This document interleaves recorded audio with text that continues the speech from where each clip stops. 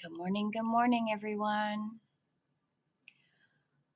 Oh, second live. Yay. So, new process, still figuring it out. I get the impression it doesn't become available to people to unprivate it, and I don't know what that is. And I think Astra's going to join us. Yes, Astra. Good girl. Oh, yes. Yes, are you going to join me? Yes, the camera's in a new place. Don't rub the camera. Yes, people are going to join us hopefully soon. Yeah. In theory, we're going to have some live interaction. Yeah. Okay. So we're going to start with our animal card, our animal spirit guide book card. And that card this morning is the vulture. Guardian and purifier, essential for rebalance. The vulture is perhaps the most misunderstood creature of all. This intriguing bird balances our ecosystem and prevents the spread of disease. It does the dirty work that no one else wants to do and cleans up our messes. The vulture appears when there's a situation that needs to be purified or brought back into balance. Remember, the vulture is greatly undervalued. What you thought was a mistake or tragedy is a blessing in disguise. When in balance, clarifies, reveals wisdom. When out of balance, dramatic and aggressive. To bring into balance, clean your space. The irony of vulture. So I was really this morning holding in my space like full moon energy, eclipse energy, Samhain is tomorrow. So there's a lot of energy swirling about yesterday. Well, Saturday night, Sunday night, yesterday, and today, and tomorrow. And with all of that energy, I actually cleaned my studio on Saturday, and it felt really good to do that. And I was able to reorganized since I moved my office downstairs, and it felt really good to kind of clean up that energy and balance everything. It was really nice. So this card is really useful. It was like, yeah, I did that. I did that. Awesome. Okay. So now we have the Wild Kuan Yin deck, and that card is, are you leaving? Are you leaving?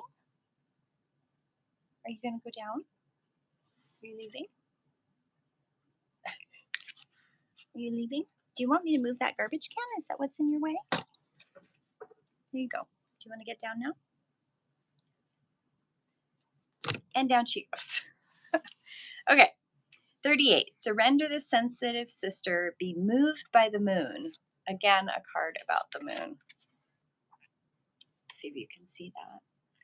Okay. You know what you know, even when you don't know how you know it. I speak to you through your intuition, which is beyond logic. Even when you feel like you know too much or too sensitive, you do not need to shut down or try to protect yourself from feeling. What will work better for you is to be open and truthful with all that you feel and resist nothing. It shall then simply flow, changing like the phases of the moon, naturally and without effort on your part. You will be guided and shown how to do this so that you will never be afraid, even of the passing experience of fear itself, and you shall become surrendered into life, a living embodiment of the grace in motion. Something is happening. You can't see it, but your most sensitive and responsive moments feel it, even though others around you may not share your insight. What matters not whether the other sees it or feels it, you are meant to be moved by the moon, to sense and feel as you do. Your sensitivity can become your greatest asset, a source of wisdom, truth, and even strength. Your sensitivity has been given to you for your benefit, not as a burden. The Divine Mother will help you find the best way to manage and honor this gift. Oh, I love that card. That's beautiful. I actually had a conversation with some people on Zoom yesterday that I want to share. And I'm going to read the next card before I share it, because I think it's really important. Okay, so this card is Hu Yi, I think. Lord Tiger. In the Taoist philosophy, the tiger is revered as the sacred medicinal animal. Hu Yi translates as Lord Tiger. He is a divine masculine tiger spirit guardian found in numerous Taoist shrines. I like to say Taoist, but it's Taoist. Hu Yi is associated with protection, war, and strategy. A particular power associated with this divine warrior is the ability to conquer enemies. This is considered important in Eastern spiritual traditions, where the possibility of another's energy enhancing one's spiritual progress, happiness, and well being has long been recognized. Protection from the potential negative effects of jealousy, gossip, ill will is part of the divine masculine intelligence. That allows the soul to discern what needs to be acknowledged, but not necessarily invited to the body and the mind. Okay, so that just ties in really well with the story I was going to tell. So I had a really interesting conversation yesterday in a Zoom call with these wonderful ladies. And uh, part of the conversation, it kind of got brought up in a text conversation with some other people, and then it got brought up again in person. And the conversation was, you talk about compassion and grace all the time. I do. I talk about compassion and grace all the time. And these ladies were wanting to know, what does that mean? How do you do that? And how do you not get tangled in other people's fears? And this card right here, Kuan Yin card, when I read that, your most sensitive and responsive moments, you feel it, even though others around you may not share it. Perhaps you've been keeping it to yourself because you don't know what to do with the information. You are meant to be moved by the moon, sense and feel it. Don't try to toughen up or protect yourself or become less sensitive, less emotionally attuned. Your sensitivity can become your greatest asset, a source of wisdom, truth, and strength. Your sensitivity has been given to you for your benefit, not as a burden. So that piece, right? And then in Hu Yi, where is it? Let's see, protection. No. Yeah, protection from the potential negative effects of jealousy, gossip, and ill will is part of the divine masculine intelligence that allows the soul to discern what needs to be acknowledged, but not necessarily invited into the body and the mind. So, where I'm going with this is in the story, or in this conversation that I had with these ladies. They were asking about when I talk about compassion and grace all the time. And I think that where I'm going with this is, so in the conversation, they asked that question, and I answered kind of like I answer it all the time. Compassion and grace to me are woven into love and wisdom. And there is a connection in the moment. I get irritated, I get frustrated. I'm just like everybody else. I have a whole range of emotions. But one of the things I've learned to do, and it's as though all along there have been exercises and practices in my life that I've implemented to help me with this. And it's like one day it wasn't hard anymore in the same way that it had been hard for decades before. And it was the practice of, when I'm feeling an emotion, I let myself feel the emotion. I really let myself go there. And then I untangle where the emotion is coming from. Okay. Okay. So, say I'm frustrated by my roommate not paying rent. Okay. We'll use that. I don't have a roommate, but we'll just say that I have a roommate. We'll say my roommate's not paying rent. So, instead of getting to the point where the anger and the resentment is so oppressive and I'm unable to do anything besides feel jilted or gaslit or taken advantage of, all those emotions. It doesn't mean I'm not going to feel them, but instead of letting them take over, instead let myself feel it. And then as I'm feeling it untangling, why do I feel this way? where is my emotion actually coming from? Is my emotion actually coming from the person that's done this thing to me, quote unquote, right? Or is my emotion rooted in something of my own? Is it a past experience that I've had with somebody? Is there a feeling of betrayal? Is there fear?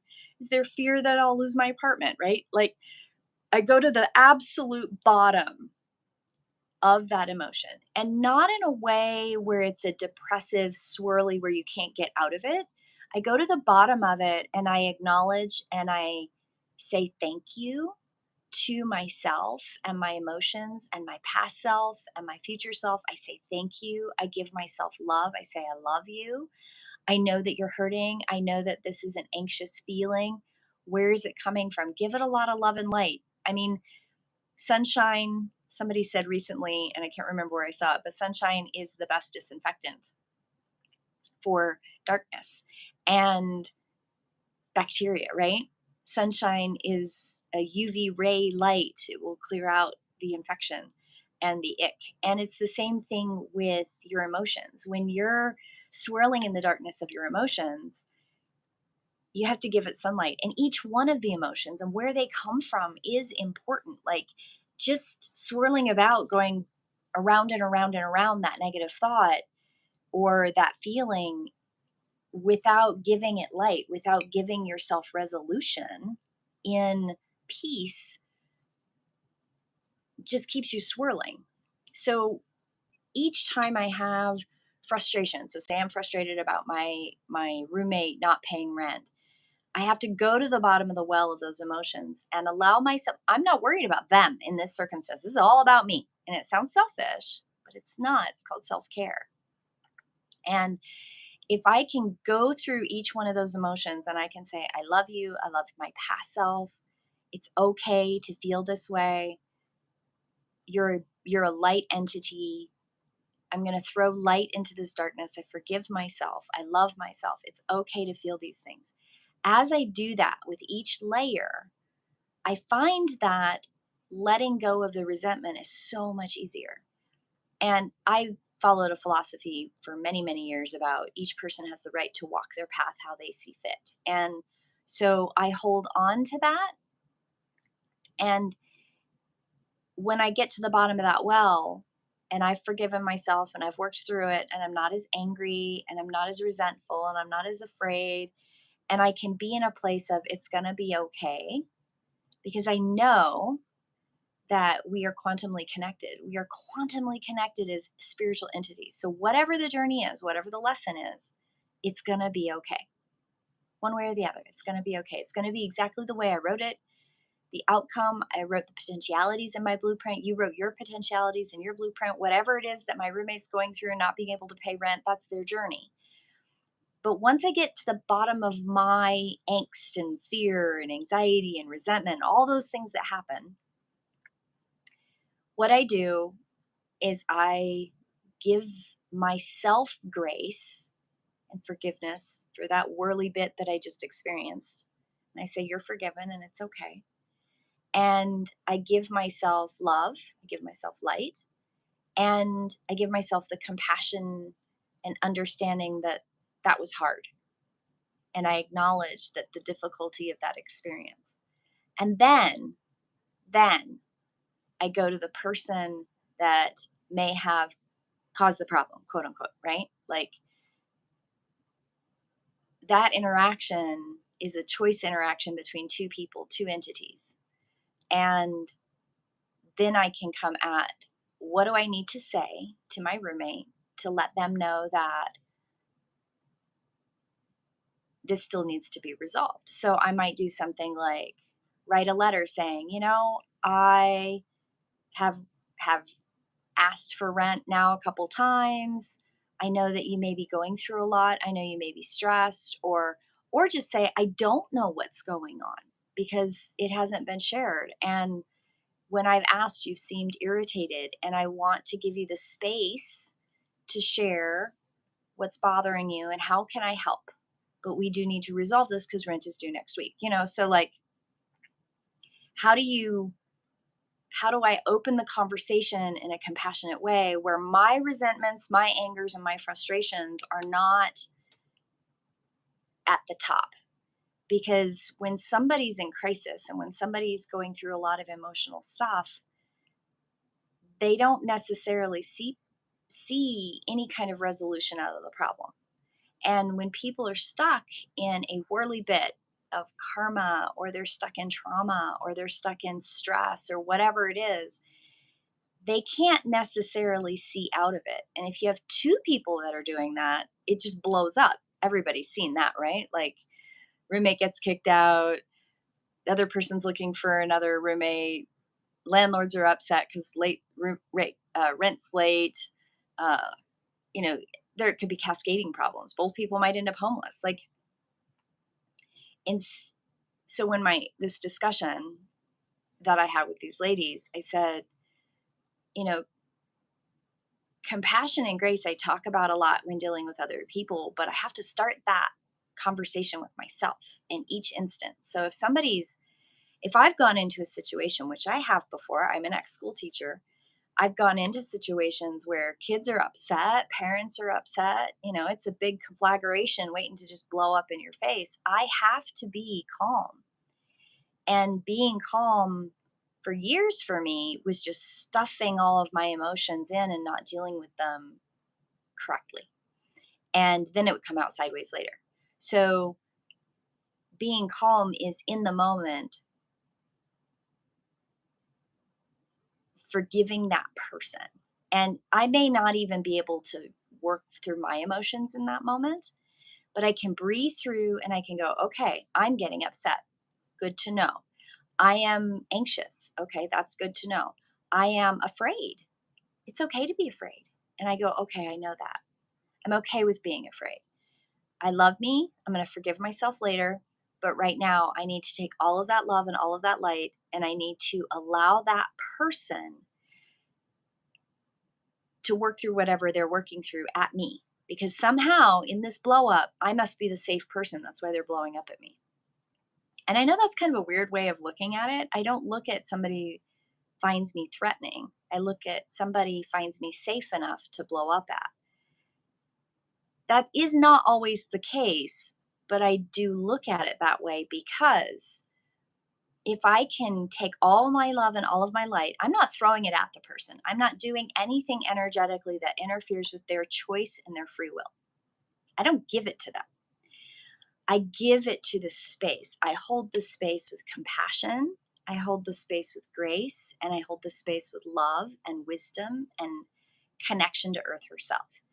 Because it's not my job to change a person's opinion. It's not my job to make that person realize that they're at fault for yelling and screaming at me or whatever. That's not my job. My job is to hold space so that other people can fulfill their journey. And sometimes just the act of holding space with light and love, compassion, grace, non-judgment is all they need. And the kicker is they may not even realize that it's making them angrier, because some people need a response to feel like they're getting somewhere. So I'm always really careful. I try to do positive words back. So like somebody comes in and they're yelling and screaming. I had an instance of this being a manager. Somebody was really hot on the collar, came in yelling and screaming at me, and I went, okay. Now that, and I kind of let them unwind, and they looked at me and they were like, "Aren't you going to say anything?" And I went, "I am going to say something, but I want to make sure what I heard you just tell me is correct." So then I would tell them back, literally the summation of what they just yelled and screamed at me for 5-10 minutes or whatever. And sometimes, not all the times, in the instance that it happened to me, it did kind of let some of the steam out of their sails. They were like, "Yes, that is what I said. Aren't you going to say anything?" And I'm like, "Yes, I'm going to say I'm going to thank you for bringing this to my attention." Like, they were personally attacking me. And I still said, "Thank you for bringing it to my attention." Because what they may or may not have realized is that their personal attack on me revealed very much of what was really bothering them. And it wasn't me, it was corporate. and their frustration with the big corporate entity and the restrictions. And I respect that. So, part of the conversation yesterday, it was very much about how, what does it mean by being compassionate? What does it mean by holding grace for other people? And I think this card right here, protection from the potential negative effects of jealousy, gossip, and ill will, is part of the divine masculine intelligence that holds the soul, allows the soul to discernment, what needs to be acknowledged, but not necessarily invited into the body and the mind. You don't have to take other people's shit in. That was a key question from yesterday. Like, how do you not get entangled by other people's fear? Because part of the exercise, even in the moment, is acknowledging what makes me afraid and what doesn't. And if I don't have time to untangle what makes me afraid, I can push that to the side and still give that person their space without taking it into me. It doesn't belong to me. Their stuff does not belong to me. Somebody's emotional response to something I did still belongs to them. If I said something that was hurtful or mean, yeah, that's on me to untangle that. So if somebody reflects it back and says, that was mean, that was hurtful, Red, then I will, at some point, go to the bottom of the well of my own whirlpool and figure out, why did I say that? Why did I say something so unkind? Why was I like that? I need to address where that came from. But the other side of that is that person's response and reaction, only they are in control of. It is their responsibility.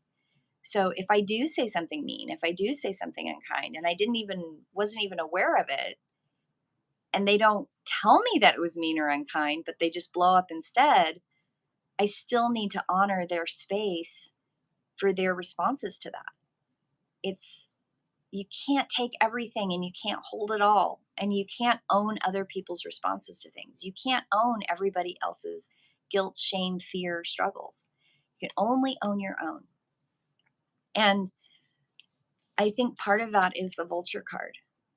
Cleaning up your mess inside of you sounds selfish. It can feel very shameful, guilt-ridden. It can feel like,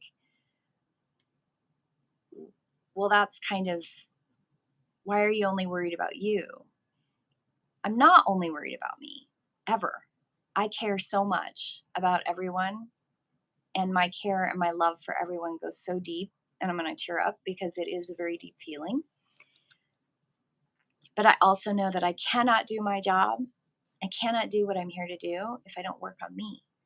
So each time something bubbles up, whether it be joy or sadness or happiness or shame or fear, or whatever it is, it's my job to figure out where that comes from. I talk all the time about my childhood and how very abusive it was in so many ways, and how I've had to work really, really hard to work through the layers of that and own what I own and let the other stuff go. Let the stuff go that does not belong to me, and own the joy and own the amazing potentialities that my childhood did give me, and bring all of those potentialities to reality and in forward into now. Are you leaving again, Astra? I think people are leaving, or there's people walking outside in the darkness, so she's got to go out and look. So I think today's cards are pretty impactful, and I love how this card is surrendering to the sensitivities that you have, because that was also part of the conversation. This lady that I was talking to, she's extraordinarily sensitive, and she's sensitive in a way that she's often very confused, and she takes on other people's stuff. She's also very empathic and is a little bit oblivious to that part. We haven't had that conversation. It wasn't a spiritual conversation. It was just a group of ladies on Zoom in a totally different context. So I didn't bring it up, but I did encourage her to watch daily devotions because I have a year's worth of videos. She thought that was really cool. And if you're a sensitive person, so there's the highly sensitive person, and then there's the sensitive empaths, there's the energy sensitives. Like there's so many types of sensitivity.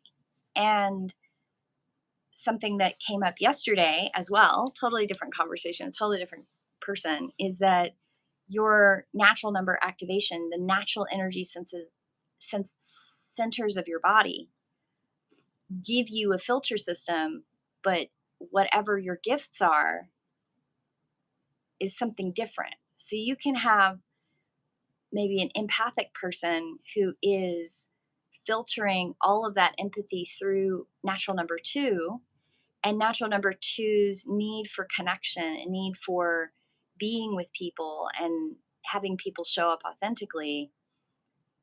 If that empathic person has not figured out how to detangle their own emotions from other people, that need to connect can become extraordinarily toxic.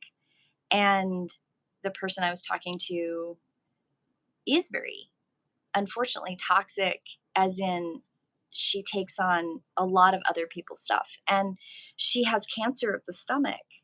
And she's been working through cancer of the stomach now for like 3 years because she's taking, I suspect she's a two. This is the other part. Like, I have not identified her, but she has very much many of the two characteristics. She has cancer of the stomach. She's been working through that for several years. And she's working full time, and she takes on other people's emotions all the time and doesn't. Her question was very key, like, how do you untangle from other people's fears? Well, that's a big telltale. She has not figured out what her own fears are. So we have to, we as individuals are here to help each other. So help your fellow man by working on you.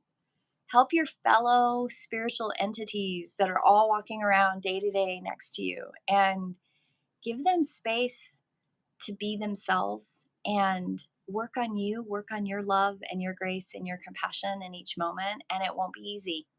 It will not be easy. I've been very aware that detangling my emotions from others' actions is my responsibility for a long time in my life. And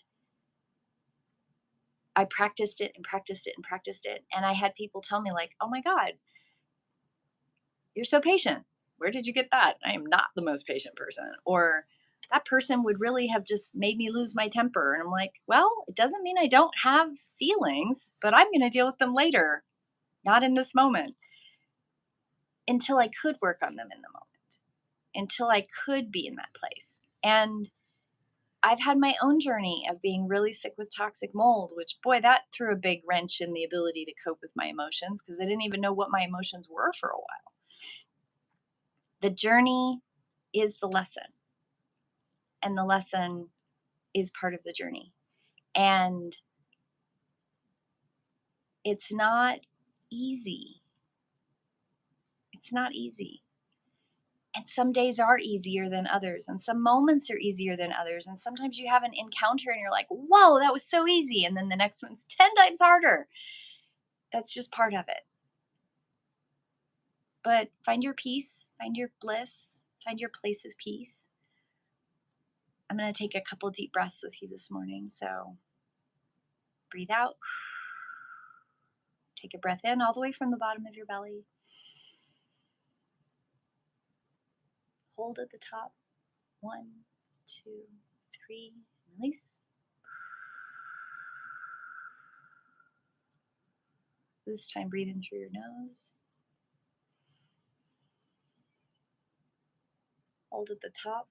1, 2, 3, 4. And release.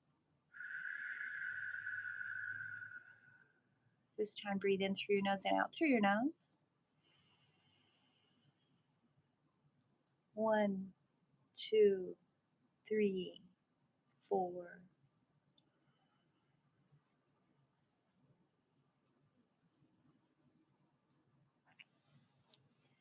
Deep breathing. Give love and light to yourself, my friends, and blessed be. And I will see you in prayer.